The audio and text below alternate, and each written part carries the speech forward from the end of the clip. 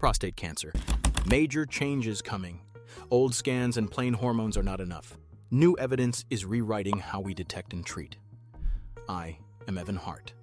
I built this update from the latest European and national guidelines and from major New England Journal trials. This is education only. Please talk with your own clinician before any change. Here is the big shift.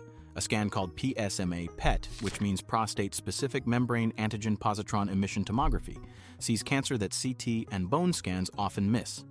It can pick up tiny spread at a PSA, which is prostate-specific antigen, of around 0.2 to 0.3 nanograms per milliliter.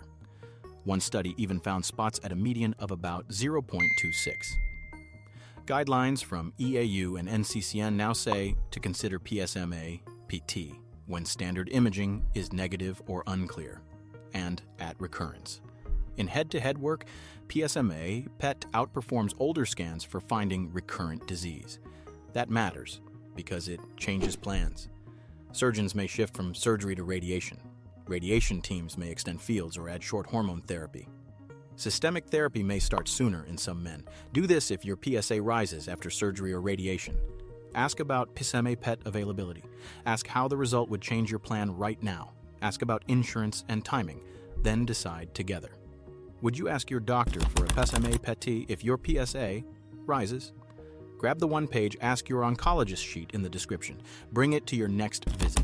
Next question. If PSMA PET finds hidden cells, how do we kill them precisely without frying the whole body?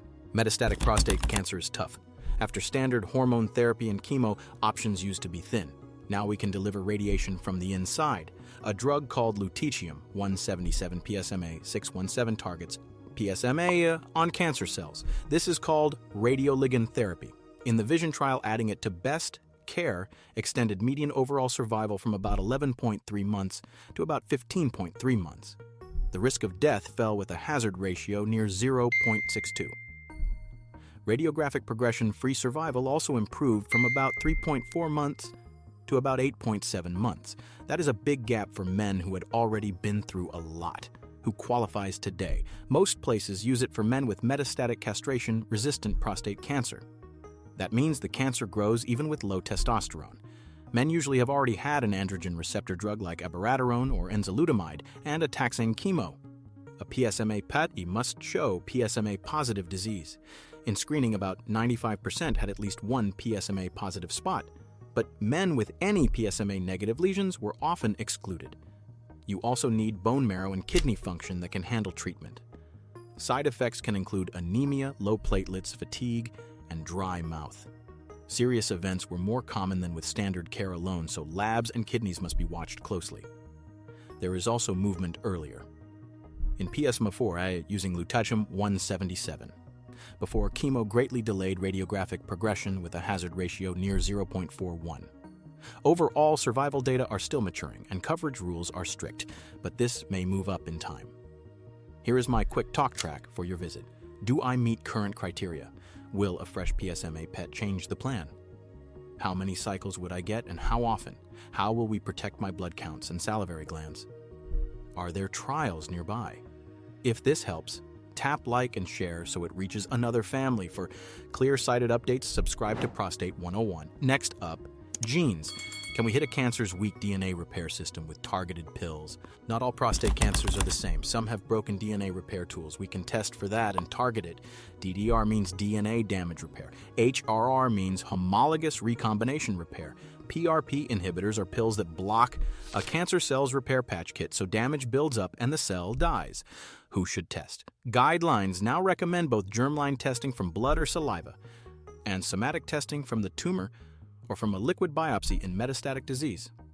About 10 to 15% of men with metastatic cancer carry changes in genes like BRCA1 or BRCA2 or ATM. Knowing this can steer treatment for you and inform family risk. Key trials changed practice. Profound. Showed that Olaparib improved progression-free survival in men with BRCA or ATM changes compared with switching to another hormone drug. That led to approval for that group.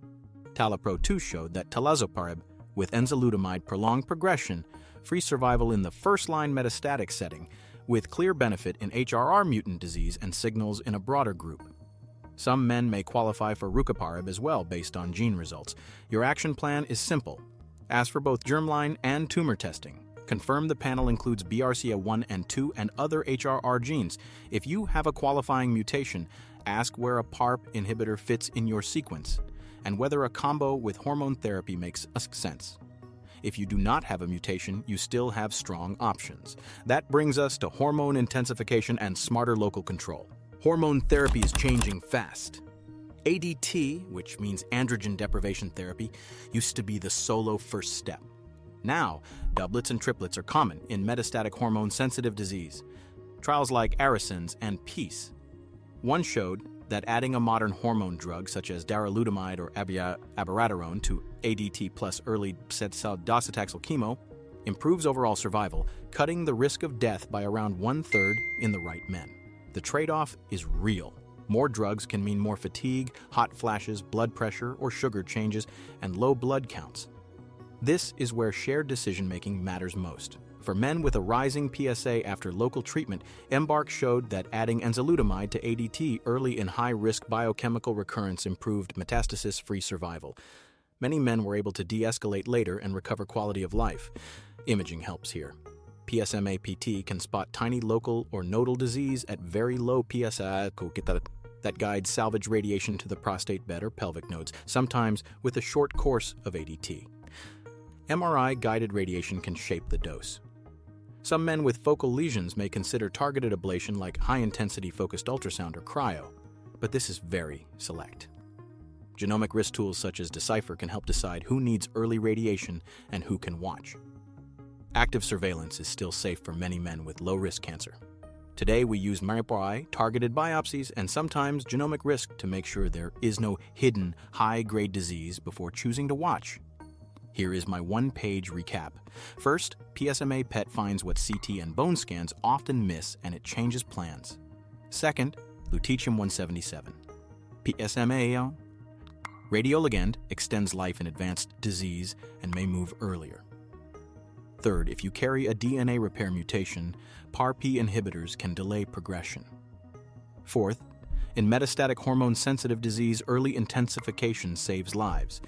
And smarter imaging and genomics guide salvage and surveillance.